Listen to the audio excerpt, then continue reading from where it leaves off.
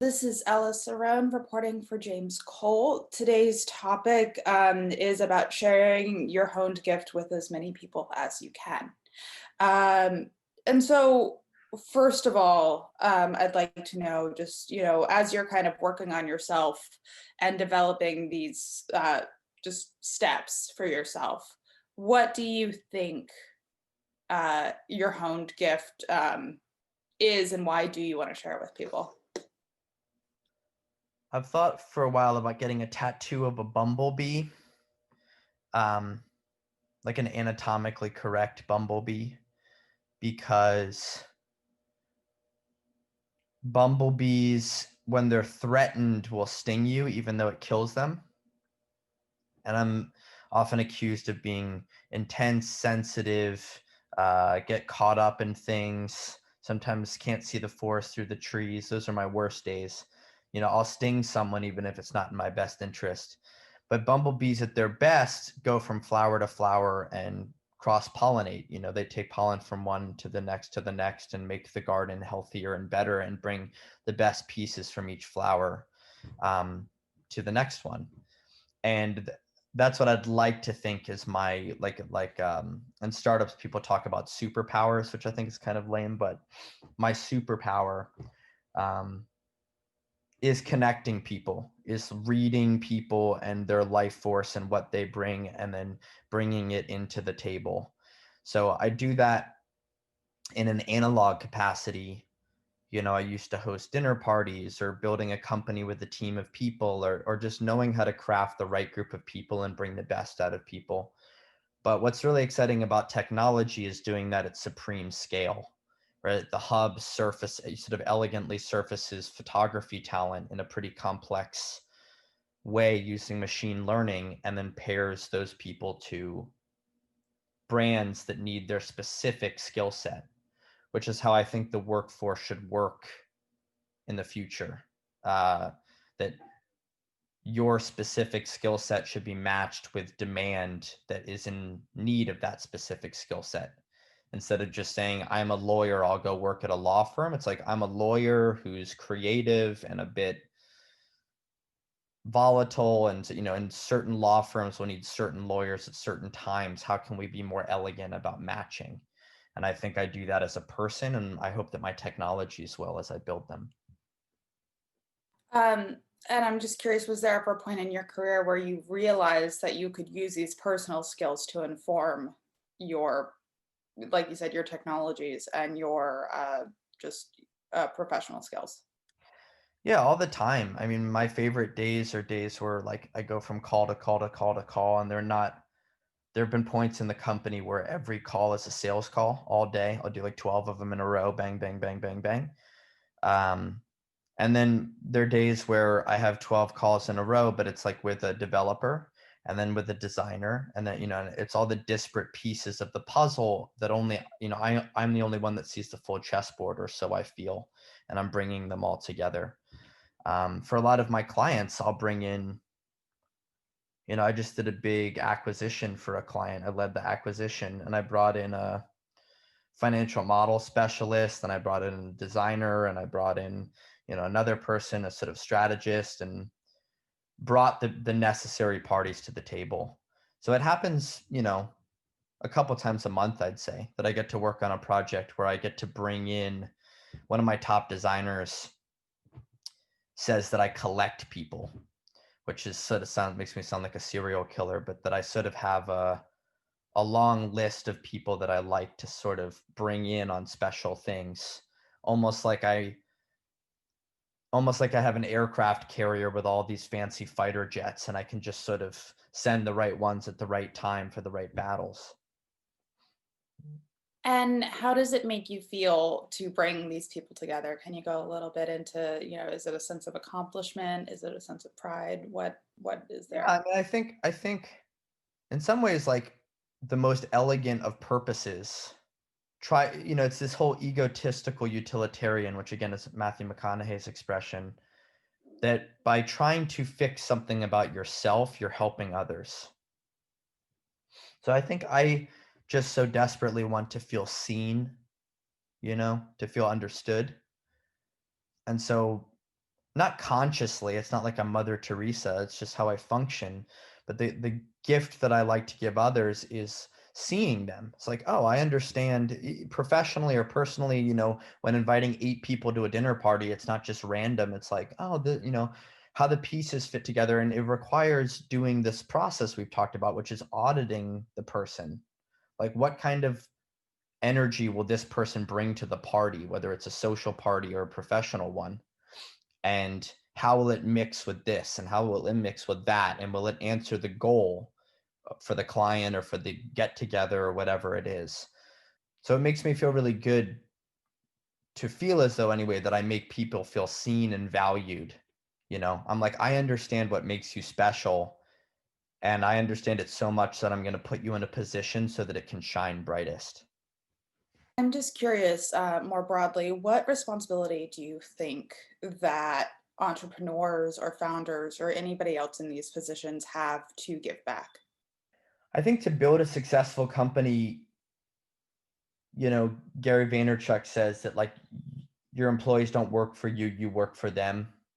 Simon Sinek says leaders eat last. I think you have to adopt this mentality that it sounds self-congratulatory, but it's actually quite painful and lonely a lot. It's like you're in charge, but it's actually your job to make sure that everyone is taken care of, and to put your personal self last for the sake of the company, which is yours. But my company eats first, and my employees eat second, and I eat last. So on a daily basis, on a weekly, monthly basis, um, I'm giving back by putting other people before me almost always. Like, on a personal level, I don't really feel as though I put myself first, very often. Um, and then I don't know. I'm very biased, but I think, like, entrepreneurship is the school of hard knocks. Like, everything's working against you, which is why most of them fail. And if you're able to succeed, it's really not luck. It's there really aren't any flukes, with very few exceptions, in entrepreneurship. Like, it's mostly just really hard work over a long period of time, and you learn a lot and you eat a lot of shit, and there's a lot of failure hidden beneath that headline that so and so sold X for Y. um, and so you're pretty capable when you get to that point. Like, you've sort of seen some shit. So to answer your question, I think a founder has, I don't know about an obligation, but they have a very wide skill set, and they have an ability to deconstruct almost everything. I found my mind has changed, Ella, where when I encounter a business, like I go sit down at a restaurant or I learn about a new company, or I don't think about it like a normal consumer anymore. I start taking it apart and looking at the pieces, almost like I'm like an engineer. Like, I understand the mechanics of how business work, and how people work. So that skill set, I think, can help a lot of people, can help a lot of businesses. And I certainly intend to share it. I don't know about an obligation, but I think when you have something special like that, um, you should share it with other people and try to help others. It's interesting that you're talking about this as skill set because I think a lot of people would kind of distill things down into its most basic terms, which I guess would be money, like, donate money to a certain charity or whatever the case may be. I'm just curious, is there a reason why you look at skill set in particular? I mean, one begets the other, right? We're talking about value stores. So, like, money is a currency, how much skill you have is a currency, and you can trade them. Like, in a capitalist free market society, your skill set is worth money. The expression time is money, right? Like, you put your skill set to work, and someone or something pays you money for it. So you can trade your time or your skill for money. So it's just like, what currency do you want to put into the mixture? I think putting in money is a more passive way to give to something. Giving your skill set involves giving part of yourself. You have to touch it, you know.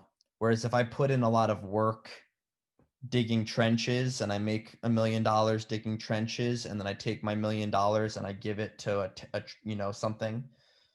I might have made the money digging trenches, but I'm not actually doing anything to physically help. Whereas if I get really good at digging trenches and I go and help by digging trenches, I'm physically involved and helping. So I guess I like the idea of giving part of myself as opposed to just the byproduct of my efforts. I like the value store being talent as opposed to money, even though one can be traded for the other.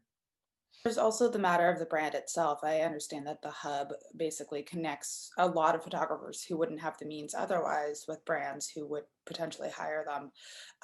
And a lot of brands, I think, these days are kind of built on whether it's, outward facing and PR, or truly a matter of, helping people.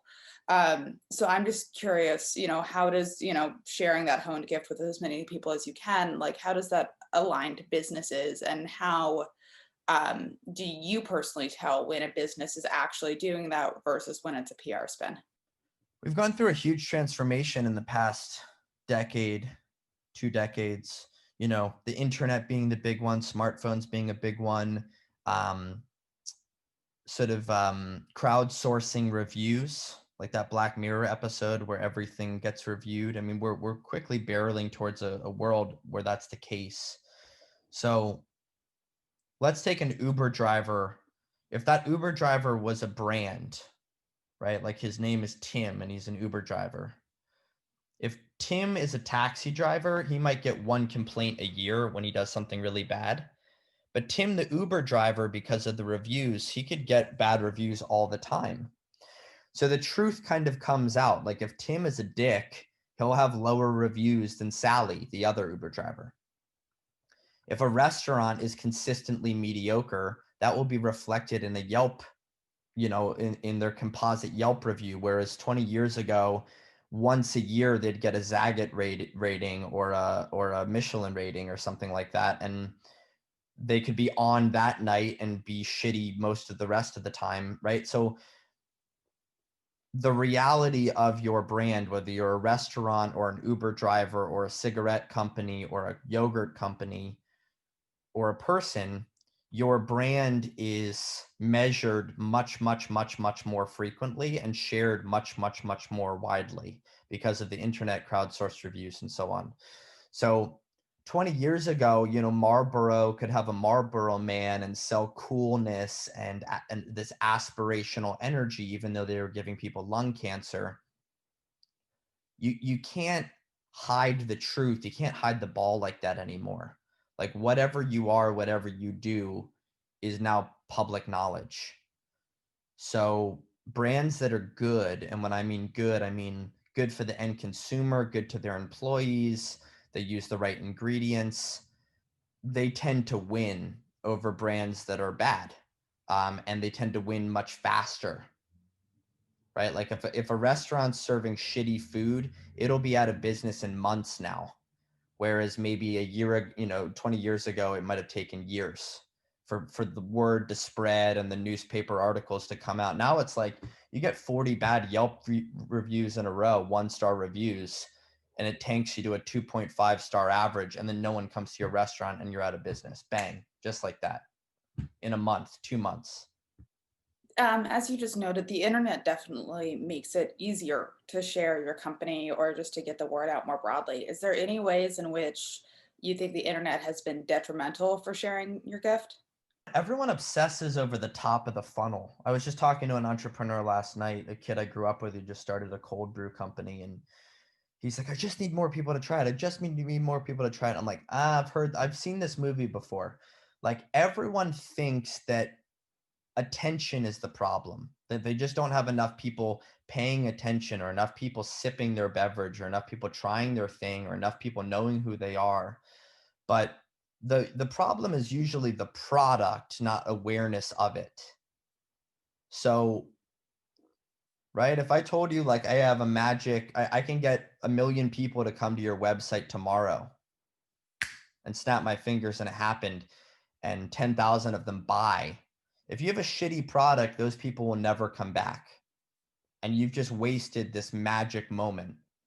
But if you toil over strengthening your product and making it better, then when a million people come to your site and the 10,000 people buy, 8,000 of them will come back and buy again. And then 6,000 will come back and buy again, and so on and so on. So the problem is getting the product right, not getting people to hear about it. So the internet makes it easier to be seen, or increasingly the internet makes it difficult to be seen because the internet's so goddamn noisy. That's not the problem, and people think it is, but it's not. The problem is the product almost always. And I'm also just going through this and kind of dissecting this topic a little bit because I think it's interesting. But as many people as you can, like, is there a number that you hold in your head? Is there not? Like, how do you know when you have reached as many people as you can? Yeah, a million by 40 is my goal right now. And not just sort of like gently touched, but like had a meaningful impact where their life was changed. How exactly we define those terms, I'm not sure, and I need to strengthen that. But for example, there are 20 people on the hub right now whose life I've changed, who I get tearful conversations from them because, one of the top photographers on my platform has a stalker, and she and her partner had to leave their home at a moment's notice, and they're paying a mortgage and a rent on the place where they're hiding out because of the stalker, and we've been able to keep her afloat. Or another woman on our platform, her husband lost his job during COVID, and the money she was making on the hub enabled them to keep their house. So those are just a couple stories of maybe about 20 that I have. But those people, like, they would have been fine. They're incredibly talented, wonderful people. It's not like I saved them or anything like that. But I had an impact. Like the company did change their life in some way. So maybe I'm at 30 or 40 or 100 or something insofar as my company has and I personally have and so on. But I'd like to, through technology, scale that so that 100,000 photographers before I sell the hub will really have had their career completely changed by what I've built. And then the next thing I build will be bigger than that. So I'd like to touch a million. And how did you? The first phrase in my head that comes up is come up with a million, but like, why did you decide on 100,000, and why did you decide on a million? 100,000 has more thought behind it. I mean, it's just sort of like, we have 40,000 photographers on the platform now. We could have a lot more, but we've sort of stopped seeking them out. We probably have 10 people apply a day, still a trickle. But I could make that number 1,000 very quickly if I wanted to through running ads and spreading the word. And we just don't have enough work for all those people. Um, I'm talking to very big companies right now. Kellogg is one of them, about massive contracts. And if some of these contracts drop, we'll be able to feed a lot more photographers, which means recruiting more photographers. Um, so I think reasonably within the next couple of years, the hub should have 100,000 photographers on it, and that the vast majority of them should be getting work. So that's why the 100,000 goal, because that's the rough order of magnitude. It might be 70,000, it might be 140,000, but it will be in that ballpark of people that we've really helped before I sell the company or sort of put someone else in charge of it in 3 or 4 or 5 years. And then a million is just, I want to go bigger. I want to keep growing. I want to, if you're not doubling yourself every couple years, in my opinion, you're not on a steep enough curve, you know? And I want to hold myself to an even higher standard than that. Like if every 5 years, every 10 years, at least in the prime of my life, I'm not 10xing myself, then I'm not going hard enough. I'm just curious too, and I want to keep this very, very open-ended. But why you? Well, like we've been discussing, I think following this protocol, like I don't think everyone is destined for greatness or everyone is special. I don't think that. Um, I do think everyone could actualize. Like we all have a spectrum. Like Sally could be a really shitty version of Sally or a really great version of Sally. And Roger might be a different spectrum and Steven a different spectrum. And everyone has sort of a spectrum that they're born with that they can play in. So I think everyone can rise up in their spectrum, and that journey from feeling like you're not so great to pretty damn great um, should be one that everyone takes by auditing themselves, accepting themselves, choosing their sacrifice, sharing it with others. They can move along that continuum and accomplish a lot. And then I think I was just born with certain talents that can scale, you know, enough intelligence to understand the technology, this deep desire to connect people, certain chips on my shoulder, like certain things have come together so that I think my spectrum is a little broader than most and probably goes a little higher than most. There's no way around how ridiculous and cocky that sounds, but that's really how I feel. I'm just curious. I actually want to hold a beat on like that phrase that you said about how ridiculous and cocky, because you've also said it before too, that you're afraid of things, or not afraid, but just wary of things sounding a little guru-ish. So you're tempering yourself as you go, and I'm just curious what that inclination is. I think if someone sat down and listened to our conversation over, every conversation we've had and the evolution, and like I am one of the most insecure people you'll ever meet. I'm one of the most confident people you ever meet. I'd like to think I'm fairly in touch with myself. Like I am who I am. Like I talk about the family money I was born into because it just is, and I talk about my depression because it just is, and we were all dealt a hand, and like why be ashamed of mine? Like it just is. Like it's who I am. I need to accept it and move forward with it and not just sit around being like, why me? And that goes both ways. If you're born, with some sort of thing holding you down, sitting around wondering why me for 4 decades is just a waste of time. And if you're born with certain advantages, it's the same thing. It's like you need to accept it and do what you can with it. So I do that.